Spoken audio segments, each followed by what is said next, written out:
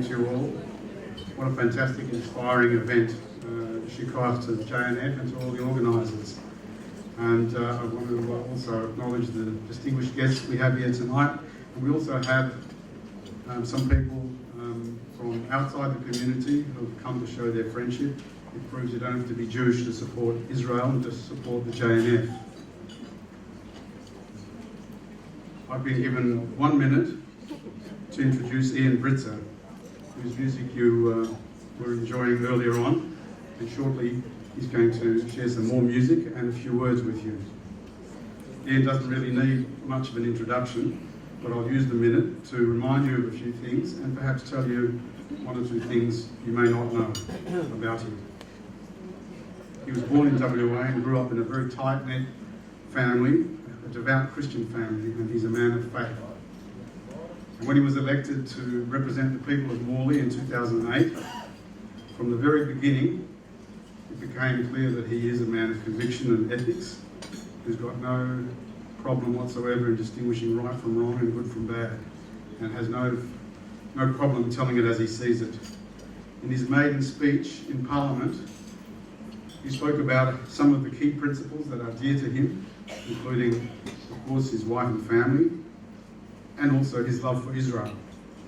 Yes, he mentioned it in his maiden speech. And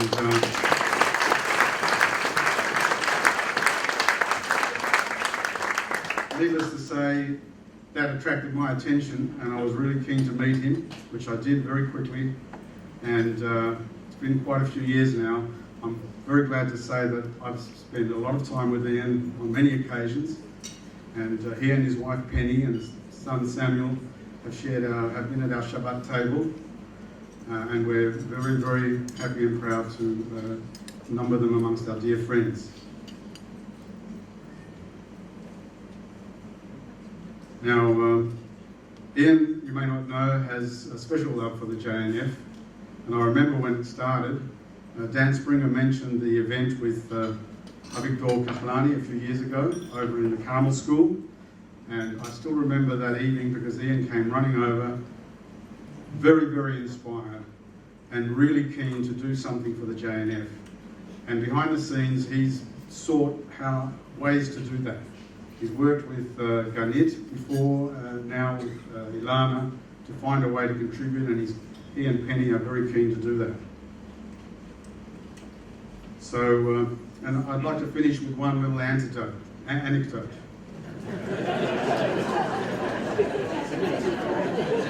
There was one time when I was having one of the many coffees I had with Ian out at Maylands, and he explained that he had been doing some genealogical research and discovered that one of his grandmothers was from Poland and was Jewish.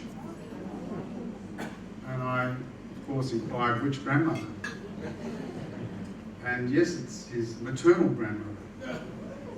When I explained to Ian what that meant, that he is in fact halachically Jewish, he was delighted.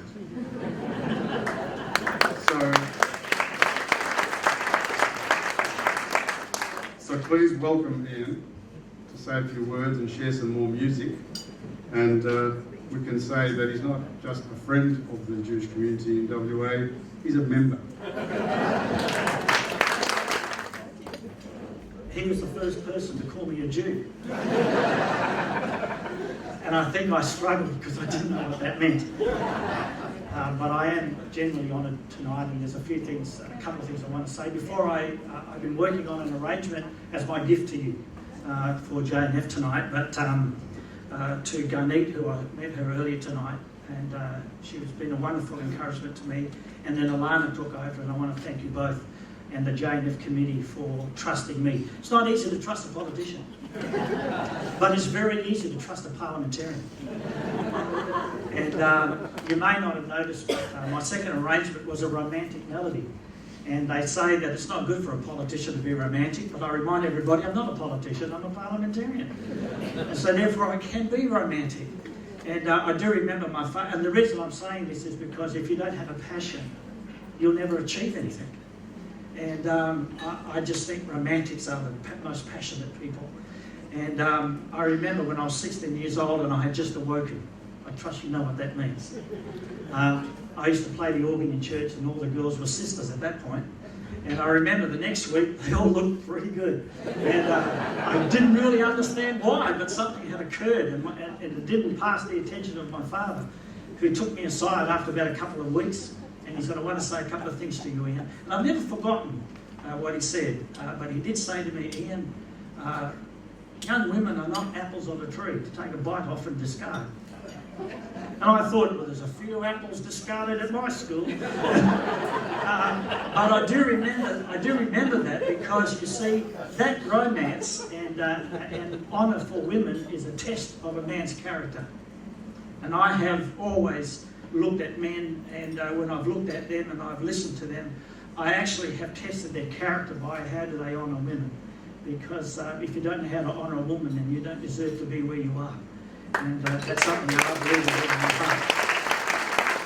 Which is why every woman, at least once in their life, every woman ought to be told without any ulterior motive that she's beautiful. At least once. At least once in their life. They ought to be told that. Some of you may be a bit late here tonight, but you've got an opportunity. All right? I wanted to say thank you to my very good friends Steve and Robin. They have become very good friends, and I nearly said Sir Harry, but because we're not allowed to say that because of the gongs that have gone amiss these days. But I want to say that very dear friend Harry Hoffman. I don't even know, it seems right to call him Mr. Hoffman, but he has been a very precious man, and his counsel has been very gracious to me, something of which I'm very grateful. Okay, now about 5 or 6 years ago, I had a 5-heart bypass. And, you know, a young man at my age shouldn't have that. But I was getting ready to go into hospital. My little sister sent me an SMS and said, about 2 months before I went into hospital, and she said, you would never guess, I've been looking up my cousins on my mother's side, and we never knew my cousins on my mother's side. And Dad was the focus of attention. And she said, I found out that our great-grandmother was Polish, and she and her husband were both Polish Jews. I went, oh my gosh, I know what that means. Well, especially after Steve spoke to me. And all of a sudden, I got no memory of them, of course, but I remember my grandmother.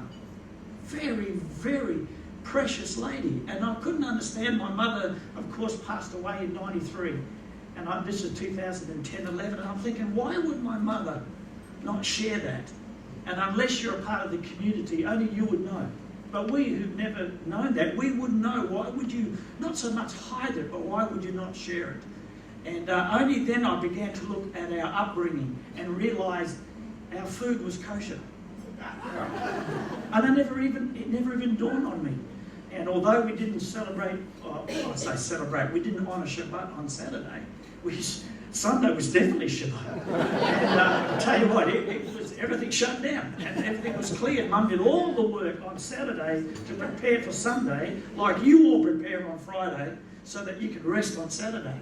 And so there were these little things. And then there was my father who round the table. Do you remember that, ladies and gentlemen, when you could actually sit around the table with your children?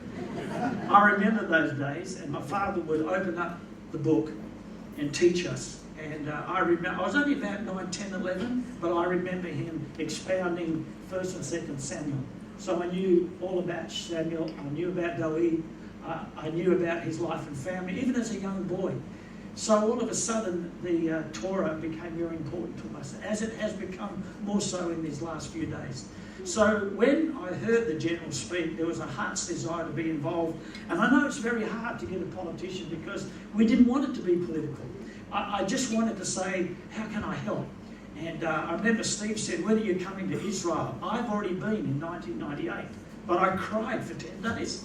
It's very emotional when you go for the first time. You don't even hear anything or see anything, you just cry. And that's what I did. And I've got to go a second time so I can understand what I saw. So Steve, and I hope I'm not speaking out of turn now, but he said, please come for lunch.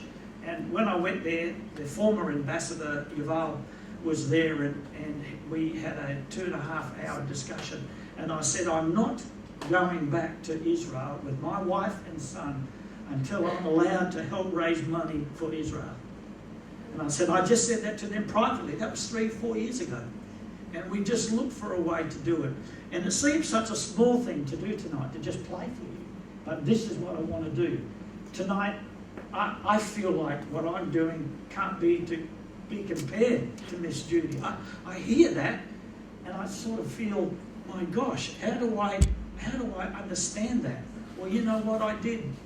I'm going to call you family. I was just struggling there just for a second. But I want to tell you that a year ago, just outside my office, I was accosted by 3 young Palestinian youths who said to me, "We know who you are, Mr. Britza. We know where you live, and we know that you support Israel." And then they took off. I didn't go to anybody, because you know what? I didn't think anyone cared. And so I kept that to myself, and I just spoke to the leadership. But for 30 seconds, I experienced what the Jewish community lived with 24/7. And when Alison spoke up here, I was inspired by her. Alison, I can assure you that should it be in Hashem's will that I get re-elected,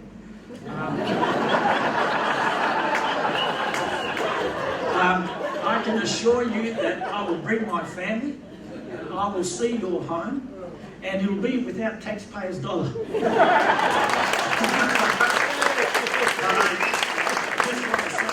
Tonight's events have been inspiring, and I have been greatly encouraged. And the arrangement that I have, that I want to play for you tonight, is the arrangement to honour my mother. Very, very precious woman. And her maiden name was Moran, because she married a reprobate Irishman and ran away from home. But my great-grandmother's maiden name was Rosanada from Poland. And we're in the middle of confirming that. And so, you know what? Here I am. I stand here as a Jew. I've never said that before. And this is the first time. And it was a sense of pride and with a sense of honour that it's my responsibility. You need to know that Hashem has got his people everywhere. And when they need to stand, they will stand. So I'm just going to play.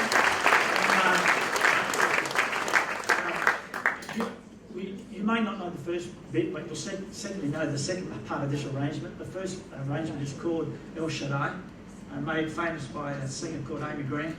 And then, of course, it's just a little snippet of the Hatikvah.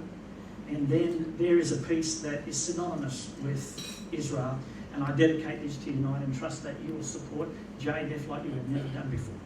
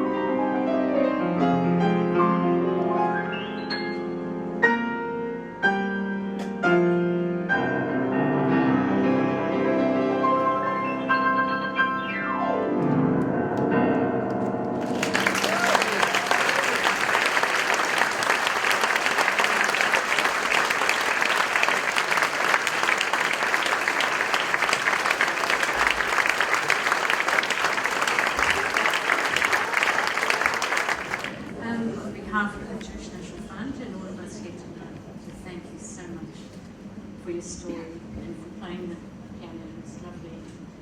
And I look forward to many more interactions with you. And when you next go to Israel, please let us know, and we'll arrange for you to see not only Mehaval, but all of or many of our projects in Israel. Okay. One of the things about JNF is that we always plant trees, and we love to give our guests a tree certificate, so this is in appreciation. Thank you very much.